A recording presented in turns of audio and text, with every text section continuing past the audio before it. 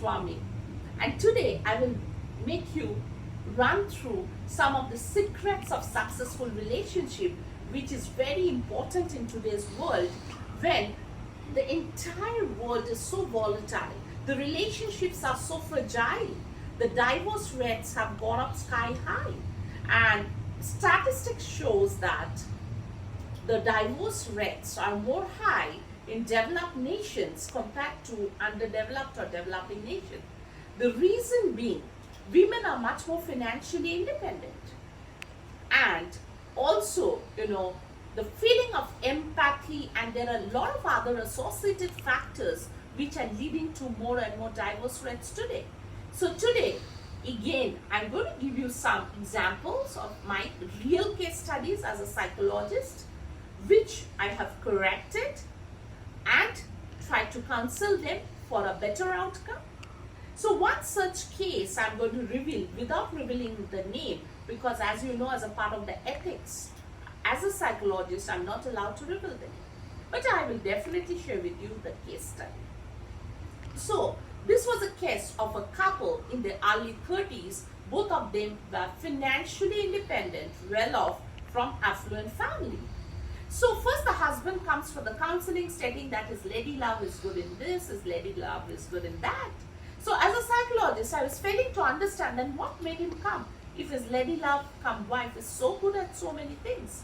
Then ultimately, before end of the session, it was a catharsis for the guy. Finally, he spelled out that the main problem was that his lady love was good in so many, was a multitasker, but the person doesn't understand the transition to the role of a wife, the responsibilities as a wife. Okay. So as a psychologist, first I have to listen to both sides of the story. So next week, the wife was called again.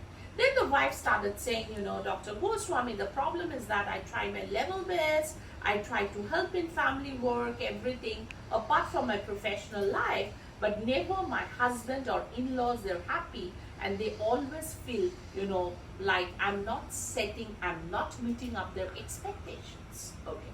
So the question over here, it's like, who is at fault? Okay. So there are two sides of the coin. So I will run you through, as a psychologist, through some of the relationship management tips which will help you to solve the case. So first, the problem for this couple occurred because they were not giving space to each other. Because relationship, marriage is not a tag, it's a commitment, it's a shared partnership. So it's not that, it's not dictatorship. Because as a husband, the husband will dictate terms and the wife has to follow, or a wife will dictate terms and the husband has to follow. It's like leveraging each other's strengths. It's a teamwork together. They are not opponents, but they should be like team together.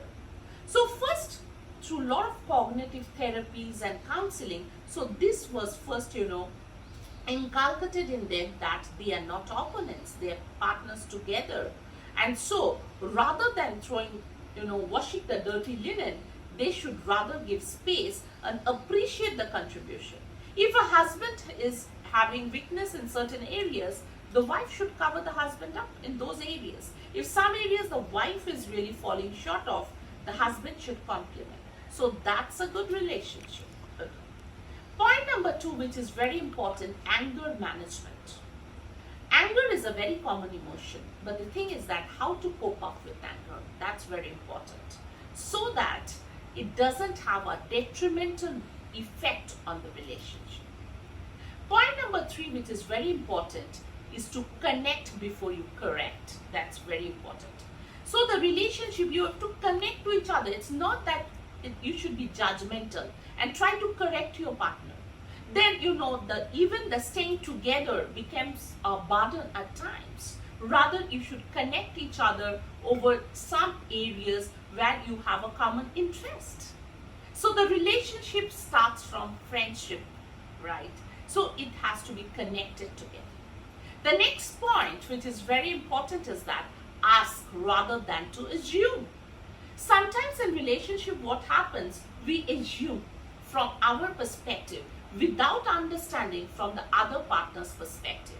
There's no problem in asking and clarifying rather than assuming, which turns out to be really wrong. So that's very important in a relationship. The other part, which is very, very important in a relationship, is that, suspiciousness. Okay. Trusting. Trust is the basic thing in a relationship. So if there are problems, it's better not to pile up the problems, but to get it sorted on that very day so that the problem don't get piled up. Okay. Relationship is like a garden. So as a garden, you have to water the plants, you have to apply fertilizers. So none of the successful relationship happens by chance. You have to make it happen by understanding the partner, by giving the space to the partner, by discussing some, areas of interest, so that the relationship never turns into ugly fights, right? So this is very important. And also important is that not to set a benchmark. Relationship is not a field of competition where you set a benchmark. And no relationship, you cannot compare that my relationship is bad, the other relationship is good. It's very relative, because the human beings are very unique in their own way. So there cannot be any benchmark. But the benchmark is with your own relationship, how to make it work better and better, how to evolve day by day. So that's very important. So all these fundamentals, after it was taught to the couple through different exercises, through different therapies, the relationship actually sustained. And they lived, like it was a happy ending. And, they started living in the comfort zone of each other. That's very important. And rather than, washing the dirty linen, they started appreciating and constructively criticizing. That's very important. Overtly criticizing actually makes the relationship worse. Constructive feedback is always good for a healthy relationship. So ultimately, the case was resolved, and there will be many such cases of marital discord. So these are the fundamentals. So if it is appreciated, if it is actually practiced, it can actually save a lot of relationship. The onus is on us, how we value the relationship, because relationship, as we all know, is priceless. So thank you very much. I just wanted to give some tips on a healthy relationship, which is much needed in today's world, where like stress is so much. So these were some of the tips as a psychologist. Also, if you have your own set of problems related to relationship, don't forget to inbox me, and I'll be more than happy to give you a solution as a psychologist. So don't forget, before I sign off, don't forget to like, share and subscribe my channel. Signing off. Have a good day. Take care.